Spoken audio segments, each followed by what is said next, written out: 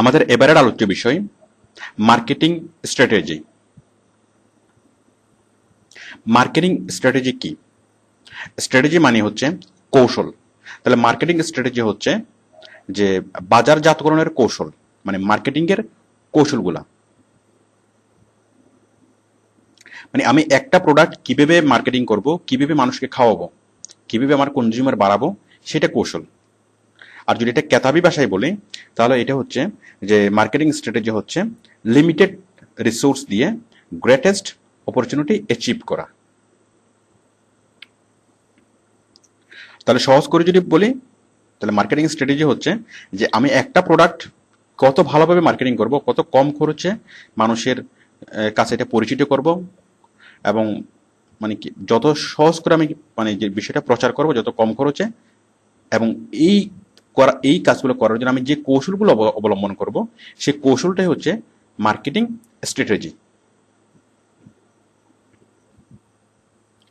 এখন আমরা বুঝবো strategies based on market dominance, অর্থাৎ বিভিন্ন মার্কেট ডমিনেন্সের উপর ডিপেন্ড করে যে মানে স্ট্র্যাটেজিগুলা, মানে কোন কোন মার্কেটের ক্ষেত্রে অথবা আমার বায়ার কিরকম হলে আমি কিরকম স্ট্র্যাটেজি ফলো করব। দেখুন এখানে হচ্ছে 4 রকমের ডমিনেন্স আছে। ফার্স্ট ওয়ান হচ্ছে লিডার।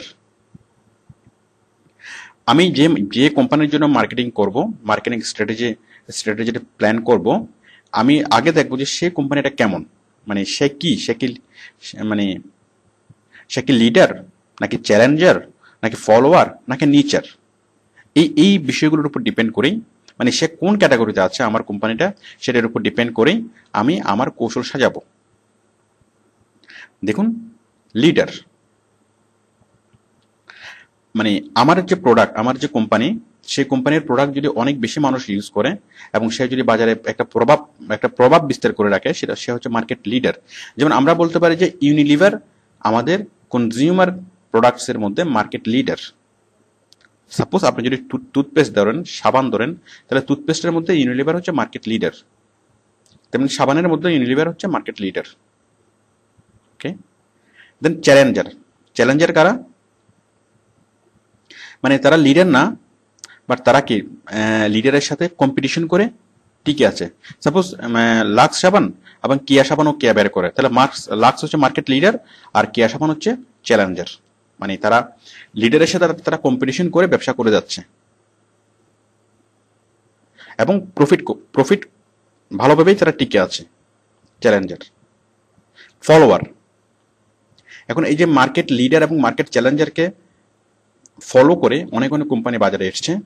যেমন আমরা অনেকগুলো সাবান কোম্পানি দেখি, এই মানে নতুন নতুন অনেক অনেক সাবান কোম্পানি এসছে যেগুলা খুব কম চলে, বাট ওদের যে সাইজ, ওদের যে ডিজাইন, ওদের প্রাইস সবকিছুই এদেরকে ফলো করে, লিডার এবং চ্যালেঞ্জারদেরকে ফলো করে।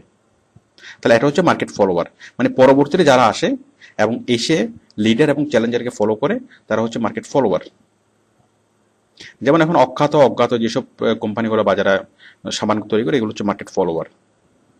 নিচের মানে যে মোটামুটি উঠে আসতেছে অথবা উঠবে করে চিন্তা করতেছে, মানে অল্প করে করতেছে, অল্প স্বল্প করে ওরা প্রচার করতেছে, ওরা হচ্ছে লিডার। তাহলে আপনি যে কোম্পানির জন্য মার্কেটিং স্ট্র্যাটেজি সাজাবেন, মার্কেটিং প্ল্যান করবেন, তো আপনাকে আগে বুঝতে হবে যে আপনার কোম্পানিটা কি মার্কেট লিডার নাকি মার্কেট চ্যালেঞ্জার নাকি ফলোয়ার নাকি নিচার। এটার উপর ডিপেন্ড করেই আপনি আপনার স্ট্র্যাটেজি সাজাবেন। যেমন মার্কেট লিডার যে, সে তো অলরেডি মার্কেট শেয়ার তার আছেই, তো তার স্ট্র্যাটেজি একরকম হবে। যে মার্কেট চ্যালেঞ্জার, তার স্ট্র্যাটেজি একরকম হবে। ফলোয়ার এবং নিচার,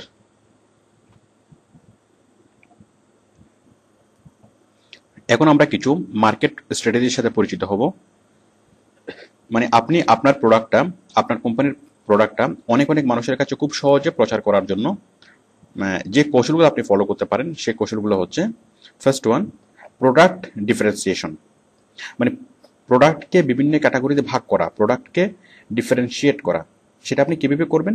এই যে আমরা বিভিন্ন সাপোজ সাবান, এখন সাবানের ক্ষেত্রে আমরা দেখি যে মিনি প্যাক সাবান, মানে ওই যে মানে গুরু সাবান মানে আমরা প্রথম প্রথম যে সাবান সাবান যখন বেরিয়েছিল তখন শুধু একরকমই সাবান ছিল, সেই সাবান দিয়ে মানুষ মানে সব কাজে করতো, কাপড়ও কাচতো, মানে অনেক আগে, সাপোজ 50-60 বছর আগে, যে সেই সাবান দিয়ে মানুষ কাপড়ও কাচতো, গোসলও করতো।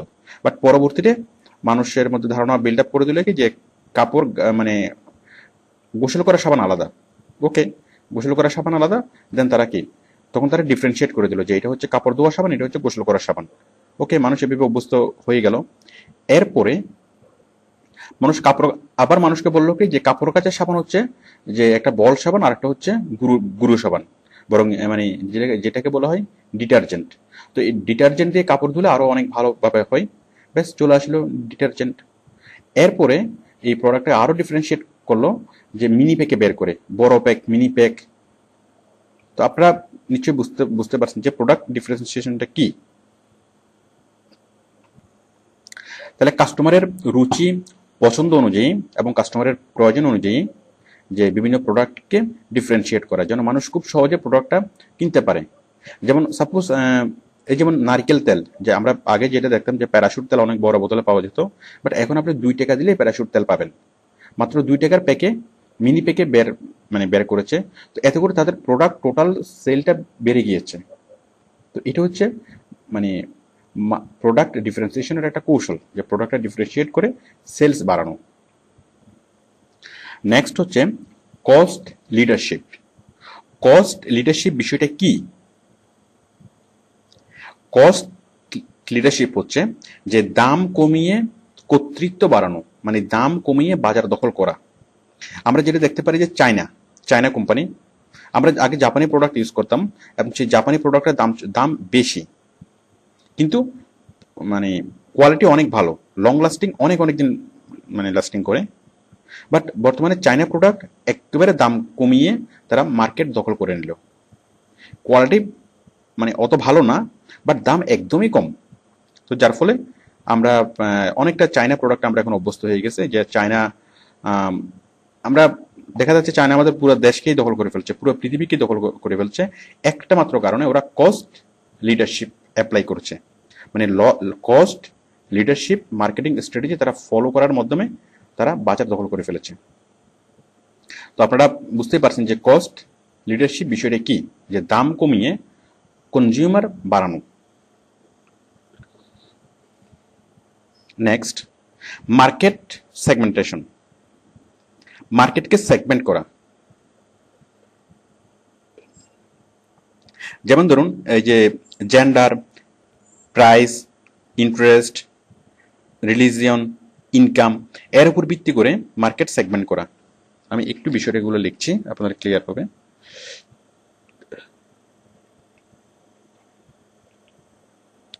জেন্ডার, প্রাইস, ইন্টারেস্ট,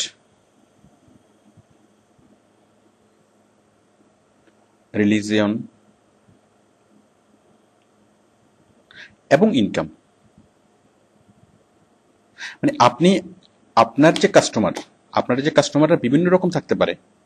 কাস্টমারদের যে তখন আপনি বিভিন্ন রকম কাস্টমারদের মধ্যে একটা সেগমেন্টেশন করে ফেলবেন, মানে বিভিন্ন ভাবে কাস্টমারদেরকে আপনি ভাগ করবেন। কি ভাগে ভাগ করতে পারেন, মানে বিভিন্ন ভাগে কাস্টমারদেরকে ভাগ করে এবং তাদেরকে সেভাবে তাদের কাছে জিনিসটা উপস্থাপন করবেন এবং সেই রকম করে জিনিসটা মানে তৈরি করবেন এবং প্রচার করবেন। তাহলে কি অনেক মানুষ আপনার প্রোডাক্টটা কিনবে।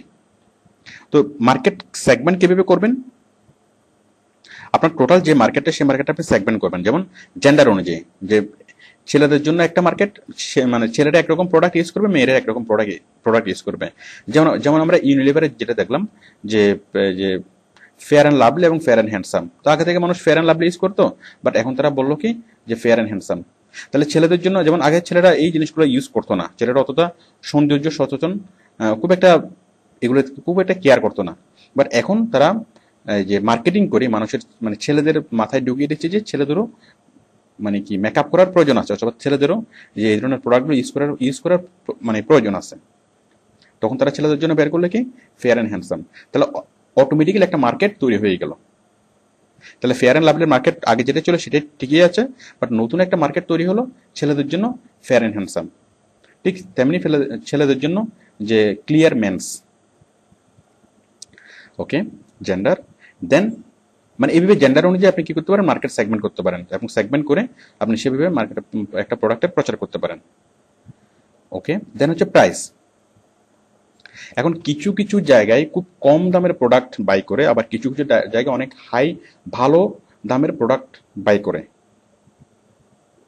ধরেন আপনি যেখানে খুব মানে কিছু কিছু মানুষ, সাপোজ গ্রামে আপনি একটা প্রোডাক্ট সেল করবেন, তাহলে ওরা চেষ্টা করে যে সবচেয়ে কম প্রাইসের কোনটা সেখানে সেটাই মানে ওখানে বেশি চলবে।